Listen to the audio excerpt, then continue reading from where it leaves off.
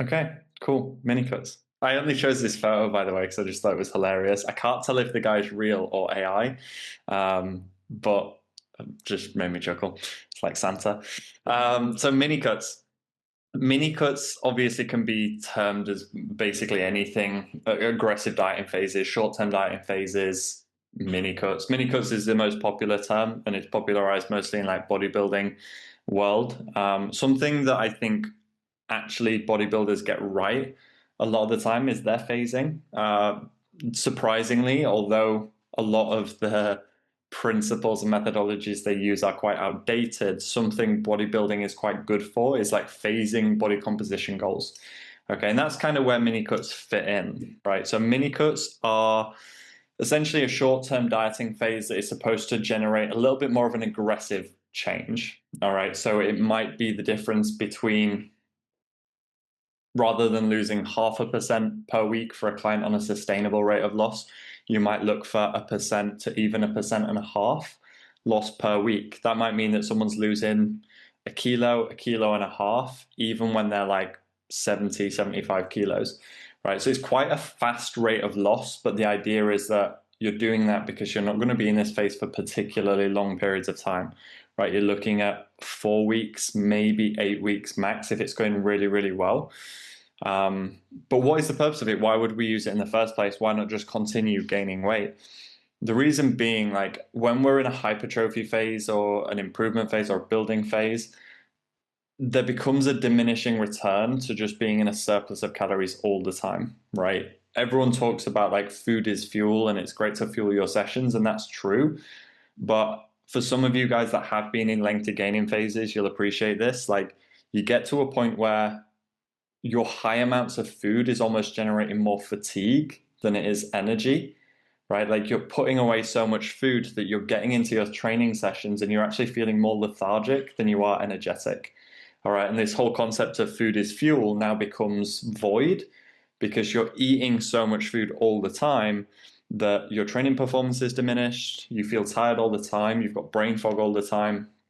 And actually, this concept of hypertrophy, is kind of escaping us because instead of being able to train super hard and stimulate the muscle tissue, we're just trying to eat our way to muscle gain, right? And that can't happen. You can't eat your way to muscle gain, right? It has to be stimulus dependent. So you see diminishing returns in the hypertrophy phase. You might also see that you move out of this range of health within yourself, right? So maybe sleep quality diminishes, maybe your digestion diminishes, but also maybe you're accruing a little bit more body fat than you would like. So some of your health outcomes aren't in the best place as well. Right? Your cardiovascular fitness could be taking a hit. You might be concerned about things like your blood pressure or your triglyceride level or your did I say blood pressure or blood sugar? Either one of those. Okay, so eventually you come to this point of fruition where you kind of deciding that a hypertrophy phase maybe isn't the most appropriate thing to keep pushing into, but you also don't want to go into a 3 to 6 month diet. Like, there's no reason to get shredded. Maybe you've not got a goal on the horizon. Maybe like some of you guys, you're looking at doing a photo shoot in 2026, right? Well, there's no reason to get shredded now if you're doing a photo shoot in 2026. So then you would go into something like a mini cut. Okay, so I'm in a mini cut myself right now as well, so it's incredibly relevant to where I'm at. But for me, it was actually, I wouldn't say it was any of those things in particular. And this kind of is the last point in which you might pull a mini cut in with someone. It was adherence for me more than anything. Like, I got a little bit complacent in the hypertrophy phase. I wasn't doing as many steps as I should have been doing. I wasn't really doing all the cardio I should have been doing. And you kind of fall into this remit of excusing it because it's like, well, I'm in a hypertrophy phase, so those things aren't as important. But obviously, they still have an impact on your well-being, your quality of life, and I guess generally your day-to-day, right? So for me, it was an adherence thing. I know when I'm in a dieting phase, I lock in a lot harder. And I know some of you guys are the same too. So you can also pull in a mini cut if you notice that a client has been in a hypertrophy phase for like 6 months, 9 months, and you're getting to the point where you can see they're getting a bit complacent. you could literally pull in this like 4-week short-term phase to just dial things in again, get them tracking, get them doing their steps, get them in good routine, get their relationship with food back in a good place, get their cardiovascular fitness up. And to be honest, as most of you guys will have experienced, the first 4 weeks of dieting, you don't really accrue that much fatigue. You don't really generate too much in the way of stress or, massive amounts of hunger. You don't see drops in performance really in the first 4 weeks of dieting. So really it's capitalizing on the early stages of dieting without going into the side effect area, the time frame of the side effects. Okay, that's what mini cut is, and it can be particularly useful. All right, so how would you structure a mini cut? Usually they're going to be anywhere from like 4 to 8 weeks long. You could go a little bit longer, though we wouldn't tend to do aggressive dieting for much longer than like 2 months, because if you plan out like 3 or 4 months of it, it's much easier for the client to also get complacent because they know there's not this definitive endpoint. It's much easier to lock in if you know you're going to finish this phase in 4 weeks' time. So the shorter the better, usually with these kinds of things. We tend to make more aggressive changes with the training, with the nutrition side of things. So rather than our softly approach where we go into a 500 calorie deficit, we tend to pull a lot harder, maybe 1,000 calorie drops, maybe even 1,500 calories if they're on really high food. So to give you an idea, my mini cut, I was on 4,000 calories and I went down to 2,300. So I pulled 1,700 calories out of my diet, nearly half my calories, right? So the changes are far more aggressive than you would do if you were sustaining something for a longer period of time. And then finally, it's outcome specific. It needs to generate an outcome. You don't tend to do mini cuts for like the process. It's not really going to teach clients that much. And it's also not going to be something that is a long-term tool or strategy for clients. Not really. Okay, so it is a lot more outcome specific. It's going to be about body composition improvements, fitness improvements, adherence improvements in that short term. Okay, so in the short term, a really simple question to ask would be how much change is required. If a client is holding a lot of body fat, you're probably going to earn more towards the 8-week mark. If a client isn't actually that heavy and their composition is pretty good, but they've still been in a gaining phase for like 12 months, you might only do like a 4-week aggressive diet. Okay, so usually the term of the length of time is going to be dictated by the amount of change required to see. All right. With the aggressive changes, like I said, we see larger drops in food, but we can also see larger expenditure increases if you don't want to pull food as hard. So maybe the client's calories aren't super high. Maybe they were only at 2,800 by the time you went into a mini cut.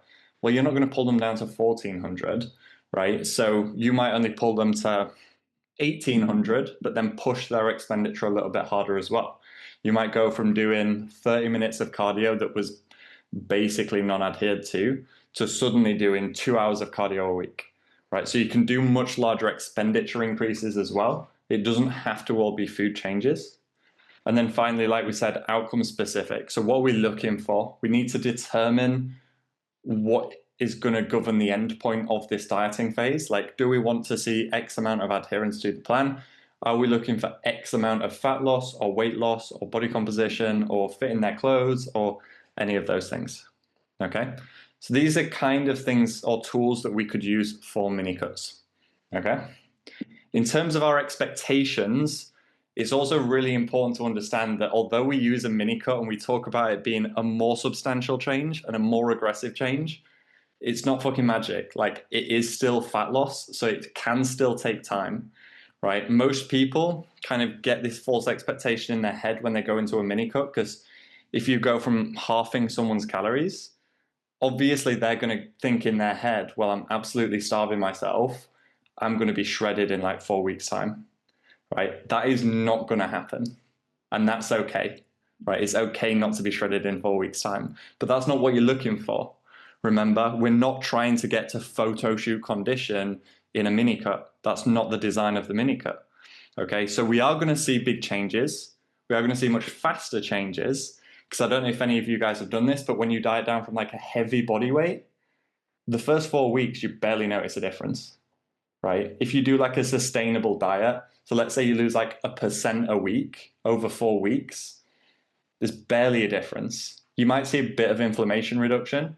In a mini cut, those 4 weeks should be substantial. So it should look like you've almost dieted for 6 or 8 weeks. Like it should just look more significant as a change. Okay, but remember, fat loss still takes time. It's not magic. So you're not going to see someone go from fucking 20% body fat to 10% body fat in 10 weeks. In 4 weeks. That's not going to happen. Okay, but you are going to see larger rates of loss. All right, because I see that happen quite a lot. I see coaches kind of promising the world to their clients. That's not the way we should do it. And then finally, like an example of what that might look like. So this is actually, don't think he's on the call, but this is actually Carl's roadmap literally from this month. So as you can see, like Carl was in a gaining phase basically from September last year until last week, right? So he's been in a gaining phase for like the last 8 months. Is that 8 months? Yeah, about 8 months. And as you can imagine, being in a surplus for 8 months takes its toll. It becomes quite knackering. There's body fat that is accrued from that. Okay, so if we start seeing a little bit of diminishing returns, we can pull in diet phases. Actually, we pulled in the diet phase mainly for Carl because of a holiday he had planned. All right, that's why we cleaned up his body composition. All right, we could have technically extended Carl's gaining phase even longer, but he came back and said, actually, I'd like to be in quite good nick for this holiday. But we both decided, we don't need a 12-week diet to be in a good shape for this holiday. Actually, if we just pull off like 3 or 4 kilos, that's already going to be quite significant. And as someone that's already at like 70 kilos, pulling off 3 or 4 kilos is quite a significant body weight change for him. So as you can see, I don't know how large these numbers are for you. By the way, I'm on the big screen, so I'll read them out for you. Carl finished his gaining phase on about 3,300 calories. Now, obviously, when someone's been gaining for 8 months, that we say 3,300, but we're very aware there's probably a little bit of extra on top. A little bit of untracked stuff. That always happens in a gaining phase, and that's fine.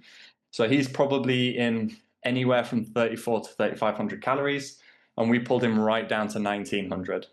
All right. So again, aggressive changes. This is like 1,300 calories out of his diet, like that. Okay. So obviously, something that we discussed on our strategy call was he needs a diet that he can pull from. He needs to clean up his diet and start eating those highly voluminous, highly nutritious foods again. Basically pulling out all the shit that he's added to his diet that's made him gain the weight that he has. Okay, because we've pulled so aggressively from food, we didn't push aggressively on expenditure because there's no reason if we're doing this to suddenly do this as well. Right? There's no reason for that. That's just, again, going to be diminishing returns. It's going to burn the guy out. Okay, so that's an idea or an example of what it might look like in a real world scenario. You might align it with a holiday. You might align it with, God, this client's been gaining for like a year and we're getting a little bit chunky, so we should probably pull a little bit of body weight off. For some clients, it might be an adherence thing. Okay, and then you just map it out, nice and simple. So we've laid down a bit of an expectation of where Carl's weight should drop over the course of this time. Again, relatively conservative. We kind of estimated about 1% a week, but I would estimate that given what he's messaged this week, he'll probably drop more than that, which is fine as well. Okay, so that's an example of what it might look like in a real world scenario. Okay, and that's it. There's no magic to this. There's no crazy science. There's nothing that you guys won't already know about this kind of thing. This is just an idea of what it might look like.